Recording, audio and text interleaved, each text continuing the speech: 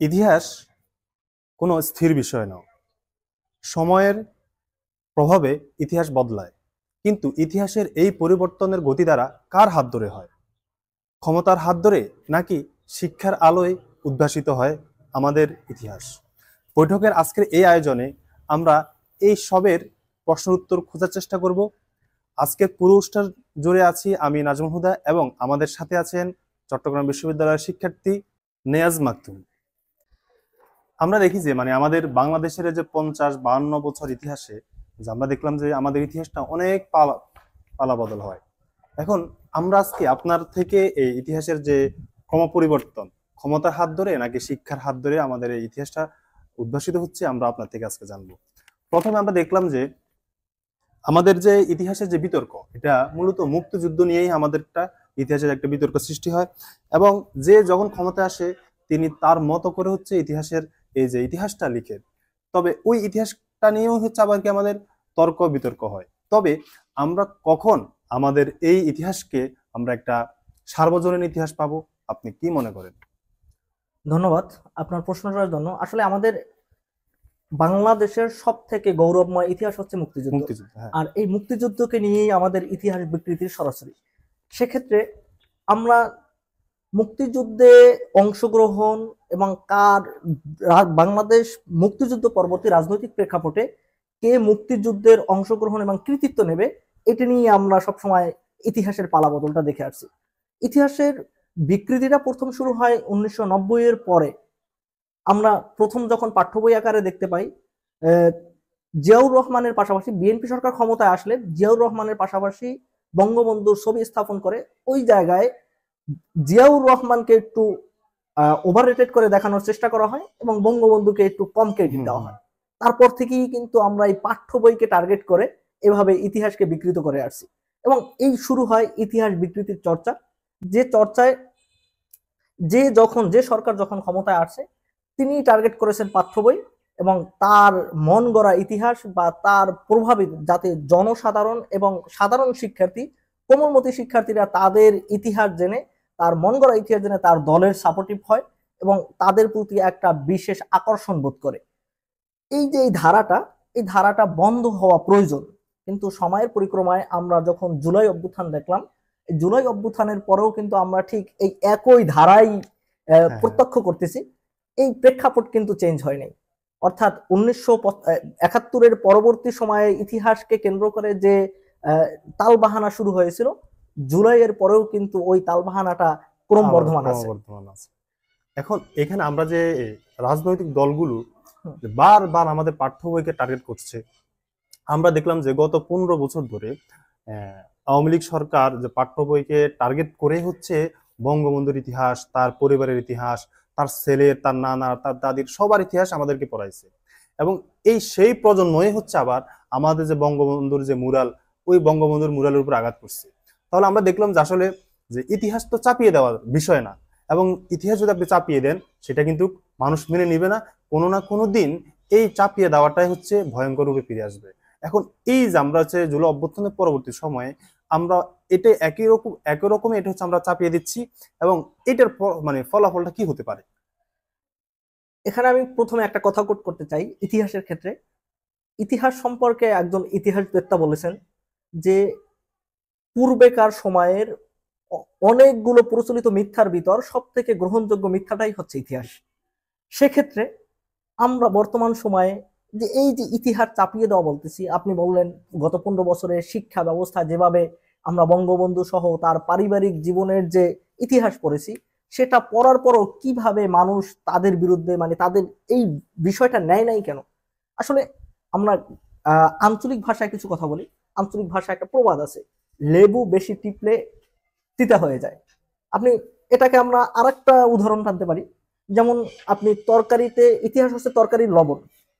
অর্থাৎ আপনি তরকারিতে যদি লবণ অতিরিক্ত মাত্রায় বেশি দেন, তখন কিন্তু ওই তরকারি আপনাকে ফেলে দিতে হবে, ওই তরকারি আপনি খাবার গ্রহণ করতে পারবেন না। তো ইতিহাসটার ক্ষেত্রে যদি আপনি অতিমাত্রায় বিকৃতি এবং অতিরঞ্জিত করেন, তখন আর ওই ইতিহাস গ্রহণযোগ্যতা থাকে না, ওটা ফেলে দিতে হয়।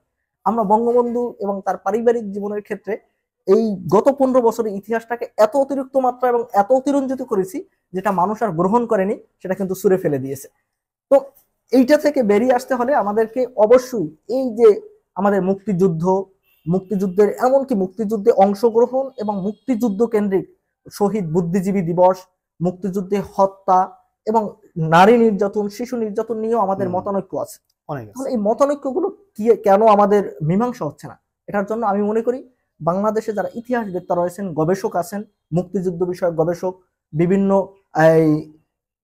যারা গবেষণা করেন ইতিহাস নিয়ে, ইতিহাসবেত্তাদেরকে এগিয়ে আসতে হবে। একটা ভারসাম্যপূর্ণ ইতিহাস গবেষণার মাধ্যমে রচিত করতে হবে, যেটা মানুষের কাছে গ্রহণযোগ্যতা পাবে এবং মানুষ এই ইতিহাস, অতিরঞ্জিত ইতিহাস এবং মানুষকে বিকৃতির ইতিহাস থেকে, মগজ ধোলাইয়ের ইতিহাস থেকে বের করে এনে একটা ভারসাম্যপূর্ণ আমাদের জাতির ইতিহাসটা মানুষের কাছে তুলে ধরতে হবে। আমরা তো বুঝলাম যে আমাদের এই দেশে যে সরকারের ক্ষমতা আসুক না কেন, তারা হচ্ছে তাদের বায়াস করে ইতিহাসটা লিখবেন, বা তাদের বায়াস যে হোক, বা ইতিহাসটাকে যেন তাদেরকে প্রায়োরিটি দেয়, ইতিহাসটা যেন তাদেরকে ভালো একটা ফলাফল দেয়, তারা ওই চিন্তামগ্ন থাকেন। এখানে যে শিক্ষাটা হচ্ছে আমাদের একটা সার্বজনীন বিষয়। এখন এই সার্বজনীন বিষয়কে আমরা এই যে বায়াস পলিটিক্যাল বা বায়াস সরকার থেকে কিভাবে আলাদা করতে পারি, বা পাঠ্য বইকেই কেন বা টার্গেট করা হয়? আদার্স তো অনেক কিছু থাকতে পারে। এখন দেখেন, আমি যখন কোনো একটা প্রকল্প হাতে নেব, আমার কাছে সব থেকে যেটা ফলপ্রসূ হবে সেই প্রকল্পটাই আমি বেছে নেব আমার কাজের জন্য, যেটা সব থেকে আমি বেশি লাভবান হব। এখন পাঠ্য বই কেন বারবার টার্গেট? এটার এই প্রশ্নটা আপনি একটা সুন্দর প্রশ্ন করছেন, এটার এবং যৌক্তিক প্রশ্ন। এই যৌক্তিক প্রশ্নটা কেন? দেখেন, আমরা বাংলাদেশের মানুষ, বাংলাদেশের প্রেক্ষাপটে কতজন মানুষ ইতিহাস বই কিনে পড়ে? আমরা যা ইতিহাস পড়ি, মূলত 90% বাংলাদেশের শিক্ষার্থীরা শুধু পাঠ্য বইয়ের ইতিহাসটাকে পড়ে। হ্যাঁ, আমরা আমরা এবং এই পাঠ্য বইয়ের ইতিহাসকে আমরা ইতিহাস বলি। হ্যাঁ, এবং যেহেতু পাঠ্য বইয়ের ইতিহাস, এইটাকে তারা অবিকৃত মনে করে। যেহেতু পাঠ্য বইয়ের ইতিহাসটাকে অবিকৃত মনে করে সাধারণত শিক্ষার্থীরা পড়ে। এবং আমরা সাধারণত, আমি মুসলিম হিসাবে একটা সত্য উদাহরণ দিই। আমরা মুসলিম হিসাবে নামাজ পড়ার ক্ষেত্রে প্রথমে সূরা মুখস্থ করি, সূরা ফাতিহা। আপনি দেখবেন সমস্ত সূরা ভুলে গেলেও সূরা ফাতিহা কিন্তু কেউ ভুলে না। কেন ভুলে না? কারণ এইটা আমাদের প্রথম শিক্ষা। তো পাঠ্য বইয়ের ইতিহাসটা হচ্ছে আমাদের প্রথম শিক্ষা।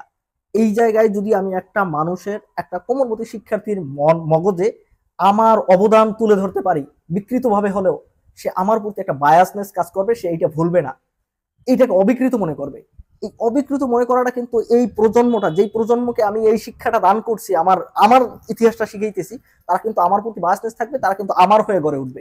এই যে আমার হয়ে গড়ে ওঠাটা, এই গড়ে উঠানোর জন্যই কিন্তু এই ইতিহাসটাকে বিকৃত করা। অন্যথায় শিক্ষা একটা সার্বজনীন বিষয়, এই জায়গায় কিন্তু হস্তক্ষেপ করার কথা না। কিন্তু আমরা জানি যে রাজনীতিতে নীতি বলতে কিছু নাই। রাজনীতি বলি, কিন্তু এটা নীতি বলতে কিছু নাই। এই নীতি নৈতিকতাহীন যে রাজনীতি, এটার সব থেকে দৃশ্যমান উদাহরণকে আমরা এই ইতিহাস বিকৃতির উদাহরণটা টেনে আনতে পারি। সর্বশেষ যে প্রশ্নটা, সেটা হচ্ছে যে ধরেন এই যে জুলাইয়ের পরবর্তী সময় আমরা সবকিছু একটা সংস্কার চাচ্ছি। রাষ্ট্র থেকে আমরা সংবিধান থেকে আমাদের প্রশাসন ব্যবস্থা এবং সব ক্ষেত্রে আমরা সংস্কারের কথা বলতেছি, এবং সংস্কারের যে কমিশন সেটাও হচ্ছে। কিন্তু বর্তমান যে আমাদের নতুন করে কারিকুলাম, নতুন করে বই আবার লেখা, সেটার মানে ব্যাপারে আমাদের কোনো বৈষম্য বিরোধী ছাত্র আন্দোলন হোক বা রাজনৈতিক দল থেকে যেভাবে হোক, আমাদের কোনো সাপোর্ট পাই নাই, বা সার্বজনীন ইতিহাস যেন আমরা পাঠ্য বই পাই। এটা নিয়ে মানে কি করা যায়? আমরা সার্বজনীন ইতিহাসের নিয়ে আপনার কি পরামর্শ থাকতে পারে? আমি জুলাই বিপ্লব বা জুলাই অভ্যুত্থান বলেন, যেটাই বলেন না কেন, যদিও এটা নিয়ে মতানৈক্য আছে, কেউ বলছে বিপ্লব, কেউ অভ্যুত্থান, আমরা গ্রামাটিক্যাল দিকে না যাই। তবে এই জুলাই বিপ্লব বলেন আর অভ্যুত্থান বলেন, এই অভ্যুত্থানের সব থেকে বড় ব্যর্থতা মনে করি আমি শিক্ষা কমিশন গঠন না করা। এতগুলো কমিশন গঠন হইলো, সংবিধান সংস্কার কমিশন গঠন হইলো, গণমাধ্যম সংস্কার কমিশন গঠন হইলো, স্বাস্থ্য সংস্কার কমিশন গঠন হইলো, সব কমিশন 10টার মতন কমিশন গঠন হইলো, কিন্তু আমাদের বাংলাদেশের প্রেক্ষাপটে সব থেকে যে আদিম যে একটা ধারা চলে আসছে শিক্ষা ব্যবস্থায়, সেই সেকেলে ব্রিটিশদের দেওয়া একটা শিক্ষা ব্যবস্থা, এটাকে যে সংস্কার করা দরকার, এইটা আমরা দেখি নাই। আমাদের জুলাই বিপ্লবের পরে সব থেকে, মানে আমি মনে করি আপামর জনতার চাওয়া ছিল শিক্ষা সংস্কার কমিশন গঠন করা এবং শিক্ষাটাকে যুগোপযোগী করে তোলা। কিন্তু সেটাকেই আমরা মনে করি এটা ইউনূস সরকারের সব থেকে বড় ব্যর্থতা এবং এই আন্দোলনের সব থেকে বড় ব্যর্থতা। এবং এই আন্দোলন যদি বেহাত হয়, তার পিছনে অন্যতম কারণ থাকবে এই শিক্ষা সংস্কার কমিশন গঠন না করা। এখন কেন গঠন করা হইল না, এটা রাজনৈতিক আলাপ, এটা সরকারে যারা আছেন, উচ্চপদস্থ ব্যক্তি যারা আছেন তাদের বিষয়। তবে কি হওয়া উচিত এই বিষয়ে আমি দুই একটা কথা বলি। আসলে বাংলাদেশের শিক্ষাটা আমরা দেখতে পাই, আমরা এই যে একাডেমিক লাইফে আমরা ক্লাস 1 থেকে শুরু করে 12 পর্যন্ত 12 বছর, তারপরে একটা অনার্স শেষ করতে আমাদের 4 থেকে 5 বছর, মাস্টার্স শেষ করতে, গ্রাজুয়েশন কমপ্লিট করে মাস্টার্স কমপ্লিট করতে আমাদের দেখা গেছে প্রায় 17 থেকে 18 বছর লেগে যায়। এই 18 বছরের যে আমাদের একাডেমিক পড়াশোনা, এই একাডেমিক পড়াশোনার শেষ করে যখন আমরা একটা জবের দ্বার প্রান্তে হই, আমরা জবের ফিল্ডে যাই, জবের মাঠে গেলে দেখি আমরা আমাদের এই 18 বছর যে পড়াশোনা করেছি এটা আমাদের কোনো কাজই আসছে। তারপরে এই যে এত এত গ্রাজুয়েশন, এত এত সার্টিফিকেট, এই কাগজের মূল্য আমাদের কাছে খুব মূল্যহীন হয়ে যায়। কারণ আমাদের কাছে যে আমরা এটাকে বলি যে আপনার প্র্যাকটিক্যাল ফিল্ড, অর্থাৎ আমাদের দেশে জবের প্র্যাকটিক্যাল ফিল্ডটা নাই। অর্থাৎ কাগজে কলমে লেখাপড়া আছে, আমরা কাগজে কলমে লেখাপড়া করি, কিন্তু এইটার যে আমরা বাস্তবায়ন করব এরকম কোনো জব ফিল্ড আমাদের তৈরি হয়নি। আমি মনে করি বাংলাদেশে শিক্ষা কারিকুলাম ভিত্তিক, অর্থাৎ জব ফিল্ড ভিত্তিক শিক্ষা ব্যবস্থা চালু করা দরকার।